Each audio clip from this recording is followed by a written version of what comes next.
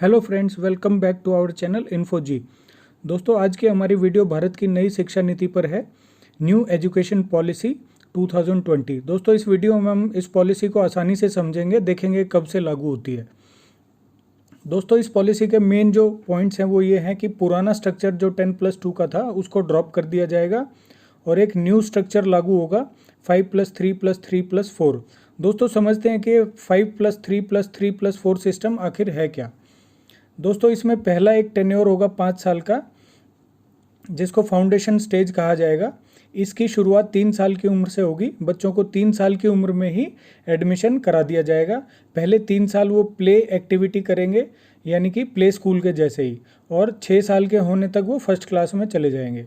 उसके बाद class first and class second, यानी कि पहले 5 साल बच्चों को कोई एग्ज़ाम भी नहीं रहेगा। इसका करिकुलम NCERT प्रिपेयर करेगी। दोस्तों, इस पहले 5 साल के टेन्योर का या फाउंडेशन स्टेज का एक मेन ऑब्जेक्टिव रहेगा स्कूलों का कि बच्चों को आराम से खेल खेल में सिखाया जाएगा और उनके मन में जो स्कूल जाने का जो डर है उसको भगाने की कोशिश की जाएगी। दोस्तों, अगला जो स्टेज है वो प्रिपरेटरी स्टेज, जो अगला 3 साल का टेन्योर है, जिसमें बच्चा क्लास 3rd में एंटर करेगा and class 4th and 5th तक रहेगा। इसमें दोस्तों सबसे मेन पॉइंट रहेगा कि इसमें बच्चों को अपना जो पढ़ाई का मीडियम है वो अपनी रीजनल लैंग्वेज में भी चुनने का अवसर मिलेगा। अभी तक दोस्तों 2 ही ऑप्शन होते हैं, या तो इंग्लिश मीडियम प्राइवेट स्कूल्स में या हिंदी मीडियम गवर्नमेंट स्कूल्स में। लेकिन अभी क्या होगा कि अपनी रीजनल लैंग्वेज में भी मीडियम चुन सकेंगे। जैसे कोई गुजरात का है तो गुजराती में ले सकेंगे, महाराष्ट्र का है तो मराठी में ले सकेंगे, और इंग्लिश एज ए सब्जेक्ट ले पाएंगे। उसके अलावा दोस्तों जो रेगुलर सब्जेक्ट्स हैं वो भी इस टेन्योर में, इस स्टेज में लागू हो जाएंगे, जैसे साइंस, मैथ्स, SST, आर्ट वगैरह। यहाँ पर एग्ज़ाम्स भी लेने शुरू हो जाएंगे बच्चों के। और सबसे बड़ा पॉइंट इसमें यही है कि एक भाषा का ऑप्शन बच्चों को मिल जाएगा।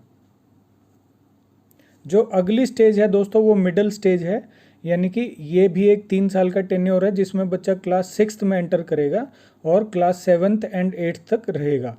दोस्तों, इसमें कुछ एडिशन किए गए हैं जो कि बहुत ही बेहतरीन है। जैसे कंप्यूटर कोडिंग को इस स्टेज में ऐड कर दिया जाएगा, यानी कि बेसिक कंप्यूटर नॉलेज के अलावा बच्चे सॉफ्टवेयर डेवलपमेंट्स भी सीख सकेंगे और कंप्यूटर एप्लीकेशंस, मोबाइल एप्लीकेशंस, इसके बारे में भी बेसिक नॉलेज ले सकेंगे। अभी तक क्या होता है कि बच्चे जो स्कूल हैं वो बच्चों को कंप्यूटर की बेसिक नॉलेज देते हैं, जैसे Word, Excel, Paint, PowerPoint वगैरह। लेकिन इसमें उससे थोड़ा एक कदम आगे का भी बेसिक सिखाया जाएगा, ताकि वो उनको फ्यूचर में उनके करियर में काम आ सके। ये बहुत अच्छी चीज़ है। दूसरा दोस्तों, इसमें क्या होगा, वोकेशनल कोर्सेज़ को भी ऐड किया जाएगा, जिससे और इसी छोटी एज में ही बच्चों का जो रुझान है वो पता चल सके और वो एक अपनी फील्ड को चुन लें और उसमें एक्सपर्ट बन सके। जैसे किसी को कुकरी पसंद है तो उसके लिए भी क्लासेस होंगी, किसी को फैशन डिज़ाइनिंग पसंद है, किसी को आर्ट पेंटिंग पसंद है, कोई इलेक्ट्रॉनिक्स में रुचि रखता है तो कोई कंप्यूटर्स में रुचि रखता है। तो ये सब्जेक्ट्स भी इसमें ऐड कर दिए जाएंगे और इनकी प्रैक्टिकल नॉलेज भी दे दी जाएगी। तो बेसिक चीज़ ये है कि किताबी ज्ञान, सिर्फ किताबी ज्ञान ही नहीं, उनको एक व्यवहारिक ज्ञान का भी अवसर मिलेगा। इसमें रेगुलर सब्जेक्ट्स भी रहेंगे, जो हमारे मैथ, साइंस, इंग्लिश, हिंदी ये सब रहते हैं वो भी रहेंगे। इसके अलावा वोकेशनल कोर्सेज भी रहेंगे। दूसरा दोस्तों, इसमें एक और ख़ास बात है कि इसमें बच्चा इंटर्नशिप भी कर सकेगा, उसका ऑप्शन रहेगा। जैसे उसकी कंप्यूटर्स में इंटरेस्ट है तो कंप्यूटर के जो सेपरेट क्लासेस हैं उसमें भी चला जाएगा, कुकरी है तो कुकरी क्लासेस में चला जाएगा, तो वो इंटर्नशिप का ऑप्शन भी अवेलेबल रहेगा। दोस्तों, इसकी जो लास्ट टेन्योर है वो सेकेंडरी स्टेज, यानी कि क्लास 9th से लेकर के क्लास 12 तक।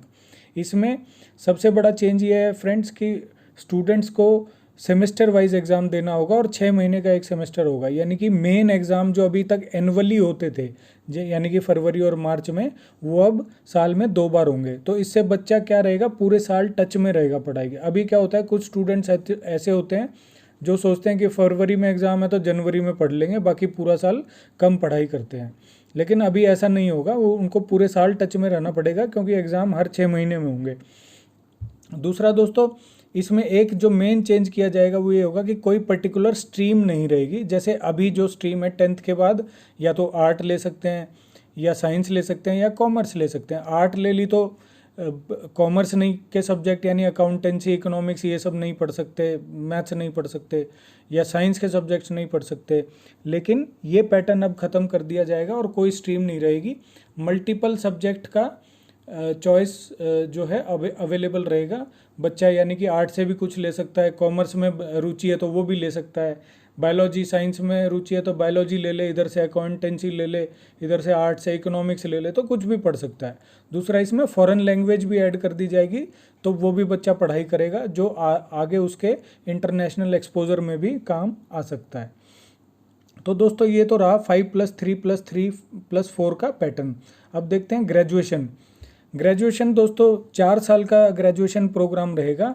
इसमें अभी तक जो हमारा सिस्टम वो क्या है कि 3 साल की ग्रेजुएशन होती है और आप 3 साल करोगे तभी आपको डिग्री मिलेगी। अगर आपने 1 साल करके छोड़ दी या 2 साल करके छोड़ दी तो आपका उसके लिए कोई सर्टिफिकेट या डिग्री नहीं दी जाती और आप ग्रेजुएट नहीं कहलाते।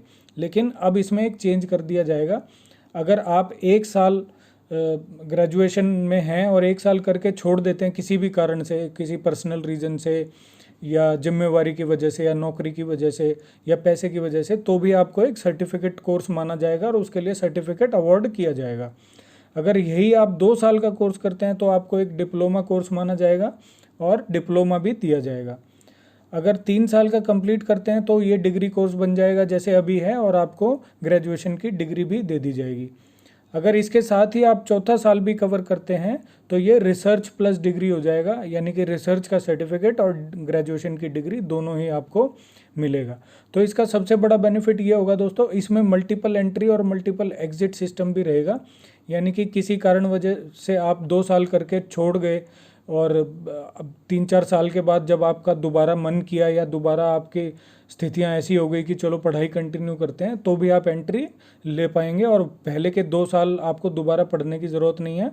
आप तीसरे साल से ही जो है पढ़ाई कर सकेंगे। इसका एक जो है डिजिटल क्रेडिट सिस्टम भी रहेगा। जैसे आपने जो पहले 2 साल पढ़ाई की है उसके स्कोर्स आपके जैसे डिजी लॉकर आजकल होता है उसके थ्रू एक डिजिटल क्रेडिट सिस्टम में जमा रहेंगे जो आपके नाम से रहेगा।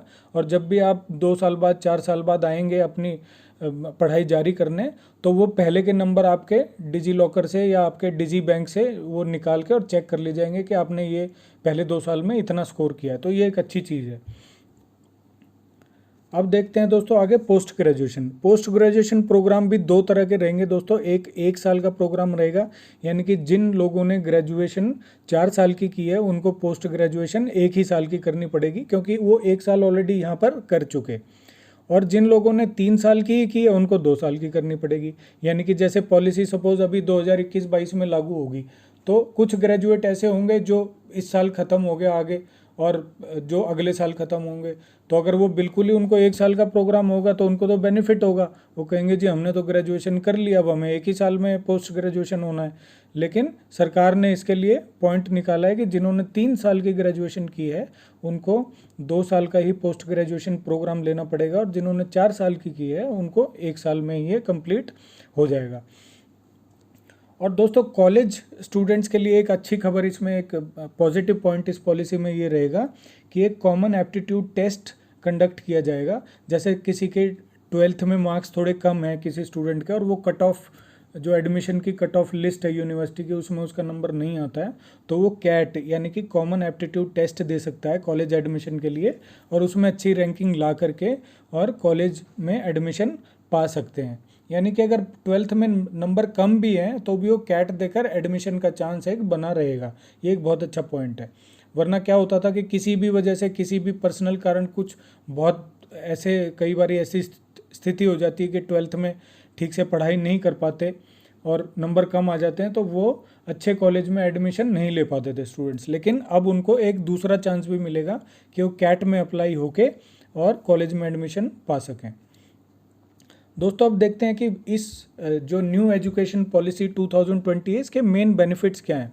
तो दोस्तों सबसे जो मेन बेनिफिट है वो तो ये है कि वोकेशनल कोर्सेज इसमें ऐड हो जाएंगे, यानी कि सिर्फ किताबी ज्ञान ही नहीं व्यवहारिक ज्ञान भी स्टूडेंट्स को अब मिलेगा जो उनके करियर बनाने में बहुत काम आएगा। अभी तक क्या होता था, कोई जो है किताबी ज्ञान लेके आगे बच्चों को कोई स्किल नहीं मिलती थी, तो उनके लिए कोई प्रोफेशनल कोर्स या वो करते थे तभी वो नौकरी पा सकते थे। लेकिन अभी ये स्कूल लेवल पर ही हो जाएगा, तो इससे बहुत आसानी रहेगी। दूसरा क्या इसमें एक मेन बेनिफिट है दोस्तों कि प्राइवेट स्कूल जो हैं उनको एक फ़ीस की कैपिंग लगा दी जाएगी कि एक लिमिट निर्धारित कर दी जाएगी कि आप इस लिमिट से ज़्यादा फीस नहीं ले सकते। मतलब आप कुछ भी नहीं ले सकते कि बहुत अच्छा नामी गिरामी स्कूल है तो जी हमें लाखों फीस चाहिए हर महीना और इतना डोनेशन चाहिए। कोई भी स्कूल हो, चाहे छोटा हो चाहे बहुत बड़ा हो, प्राइवेट स्कूल जो भी रहेंगे उनकी लिमिट तय कर दी जाएगी कि आप इस लिमिट से ज़्यादा फीस चार्ज नहीं कर सकते। ये एक अच्छा पॉइंट है। दूसरा बेनिफिट रहेगा दोस्तों कि जो रिजल्ट आएगा स्टूडेंट्स का, वो रिजल्ट असेसमेंट को भी डिवाइड कर दिया जाएगा। यानी कि अभी तक क्या है, सिर्फ टीचर ही मार्किंग करते हैं।